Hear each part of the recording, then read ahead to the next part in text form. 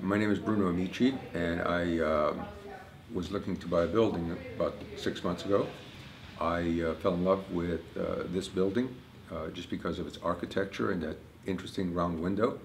And I started making plans to develop it, and about 6 months later, I found out that the florist who had been there since 1909 was going out of business. And so I decided to buy it and to go into the flower business.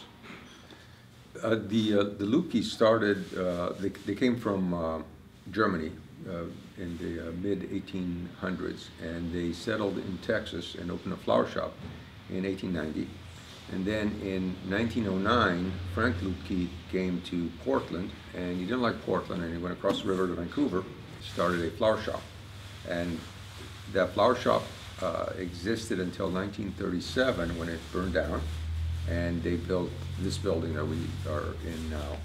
Taking over a brand that's over 100 years old, you want to pay homage to it. You want to preserve the legacy. What I've had to do is I've had to look at all the systems that were in place. I put in brand new computer systems. We have cloud-based point-of-sale systems. We're engaging the in the social media area. I hired a business development manager, Jill Campbell, and her job is to make sure that we have our presence out there, that we're engaged with the community, that our webpage and our Facebook page and Pinterest and Twitter and so on, that everything is fresh. It's doing business the 21st century way. So online competition is a big thing because there are companies out there, we call them order takers. It's just a broker in a warehouse.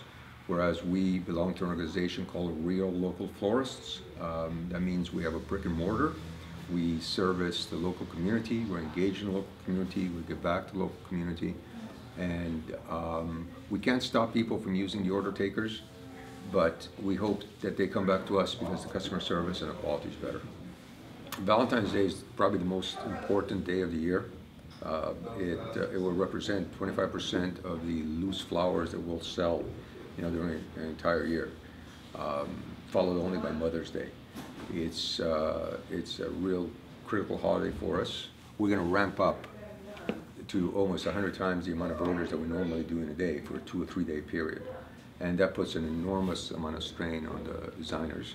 And they've been practicing, and they've been working out the kinks and all that. And this is our first time through with a new team and new point-of-sale systems and all that. And I'm sure we're going to have glitches, but I'm confident we're going to be able to get through. So we've had to buy literally dozens and dozens of roses. We have to pre-order, we have to get them in, we have to unbundle them, we have to put them in the cooler, we have to let them bloom for about 2 days before they're ready to be sold, because they have to open up just a little bit. We've had to hire more drivers, we hired more florists. It's really a big undertaking. Valentine's Day was traditionally husband buying for wife, boyfriend buying for girlfriend. Over the last couple of years, it's just a day to get flowers, and I thoroughly encourage it.